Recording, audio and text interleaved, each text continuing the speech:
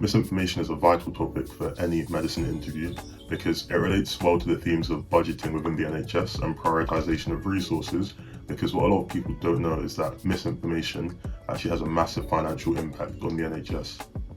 This is because of unnecessary GP and A&E visits, GP visits costing about 30 to 40 per visit regardless of if it escalates to something or not, and A&E visits costing about in the range of 140 to 150 per A&E visit. And the totality of all unnecessary A&E and GP visits is actually about 2.5 billion each year, which could be avoided had people had the proper information and maybe less health anxiety due to information circulating online about when and when not to access primary care. So in this video, we'll look at two misinformed health claims from RFK Jr., the current health secretary in America.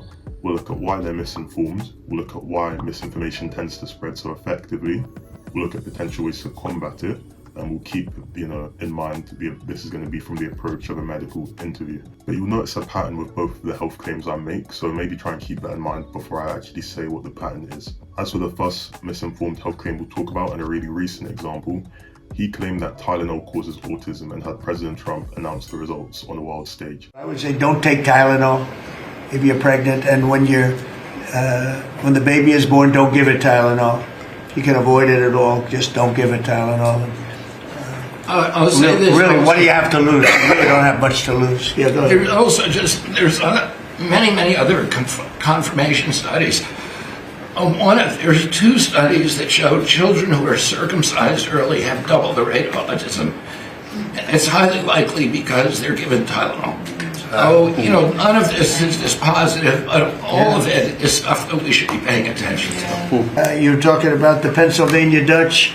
You were talking about the Amish, where they don't take any of this stuff, and they have virtually none, right? They have no autism. No autism. His evidence for this was a preprint, which essentially is a paper which simply just poses a question and then looks at different papers to see if they can actually prove this to be the case. So it's not necessarily always a direct study on the question being proposed, which is if Tylenol causes autism. It's just sort of a summation of a bunch of different papers to see if you can get an answer from that. And even though the preprint paper didn't find Tylenol to be causative of autism when taken by pregnant women, he still made the claim.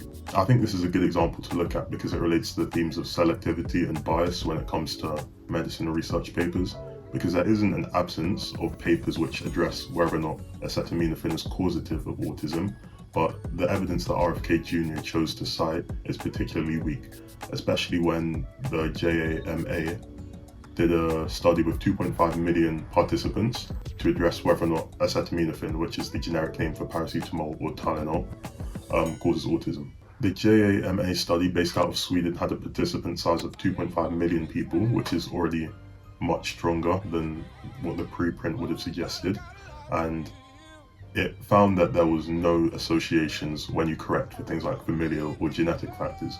And what this study of 2.5 million participants found was that there was a small association actually between acetaminophen and autism when taken by pregnant women. But when you actually connected for familial factors, so when it was comparing siblings, where in one instance the mother took acetaminophen and in the other instance she didn't, there was no correlation or no significant correlation between acetaminophen and autism. And this is the strongest piece of evidence out there and the most well-conducted study about this. It had a sample size of 2.5 million people, and it didn't find the results which RFK Jr. wanted, and it didn't find results which could really benefit RFK Jr. in any way, which you could potentially use as, a reason why people peddle misinformation if it benefits them more personally.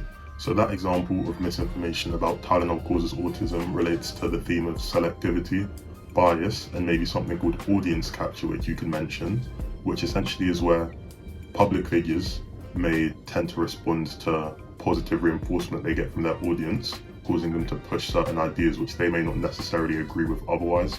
This is really common in politics, where if you build a fan base, promoting a certain idea, you're less inclined to ever change your ideas because of the positive reinforcement you get through money, support, generally things like that, by pushing the certain narrative which you developed your fan base on.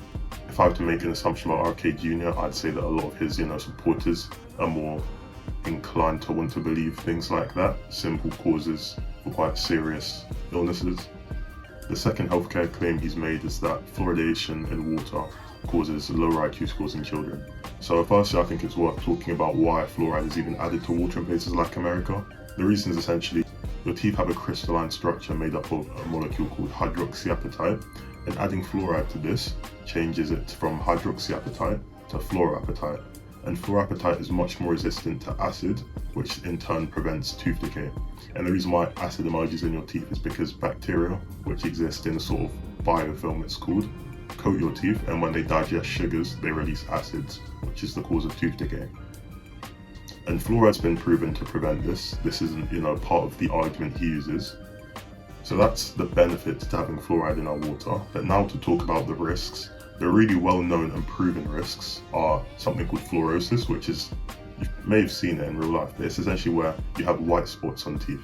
It's pretty much purely cosmetic, and it's been seen to reduce some populations where you lower the amount of fluoride in the water. Now to talk about the main less proven claims, which are probably more appealing because they're more exciting and they talk about more serious illnesses. So he's talked about fluoride causing bone cancer and fluoride causing lower IQ scores in children.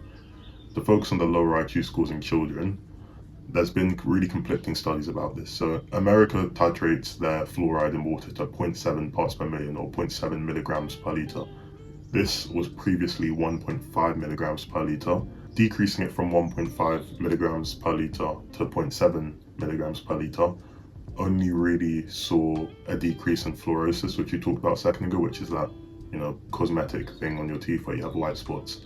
And unfortunately, no studies were done on IQ scores at this time, which would have been really interesting to see, because the only evidence we have now about fluoride in water causing lower IQ scores, the evidence which supports that to be true, so the evidence which says that fluoride in water causes lower IQ scores, mainly is done in countries with a lot higher levels of fluoride in the water. So maybe in that 4.0 milligrams per litre and upwards range, there's been shown to be some links between lower IQ scores and that level of fluoridation.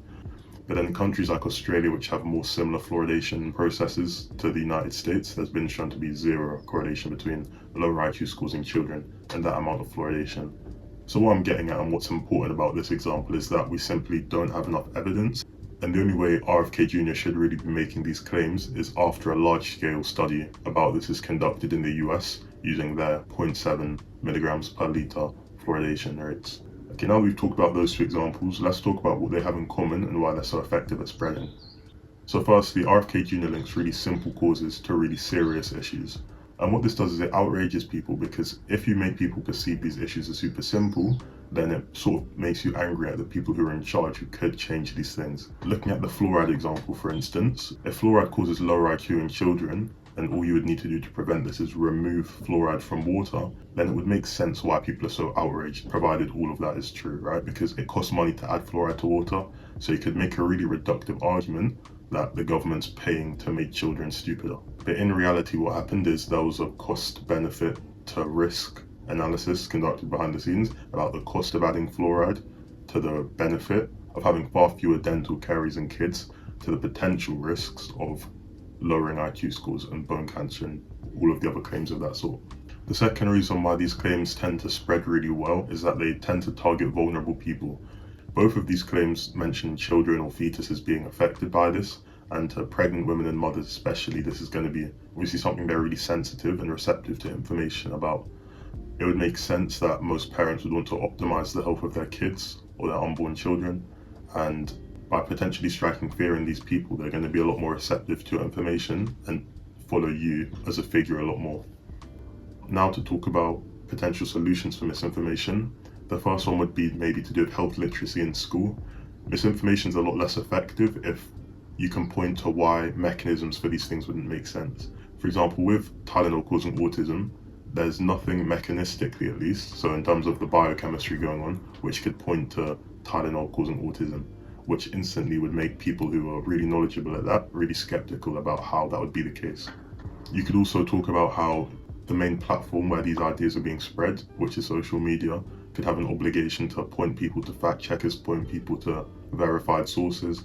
These verified sources, like the CDC, FDA, probably have a lot less of a financial incentive to promote certain ideas in comparison to influencers. So in summary, tying this back to a medicine interview, You could talk about misinformation being a massive financial drain on the NHS, with the numbers we talked about 147 for an A&E visit, an unnecessary one, and 30 to 40 for a GP visit, amounting to about 3 to 2.5 billion per year in total. And you can talk about potential causes for misinformation spreading so easily is creating health anxiety by tying a really simple environmental factor to a really serious illness, and then this obviously sparks panic amongst people and causes them to engage more with these ideas online and over time believe them more. And when it comes to your solutions, if you want to maybe push them a bit further, you can talk about how these things disproportionately affect vulnerable people. So maybe people with lower educational levels or pregnant women. You could use that as a reason to why you might want to be a lot more harsh on social media fact checking or removing videos which peddle misinformation, because all that would serve to do in the long run is just increase health disparities if people who maybe have a worse educational background are going to fall more victim to these misinformation blows online. And with that being said, thank you for watching. Any ideas for the next thing you want to see me talk about would be much appreciated. Smoking Joe got that nigga so high. Niggas always hate, I don't even know why. Dress black like a crow, young breath so fly. Sell kush in the sun or in the snow.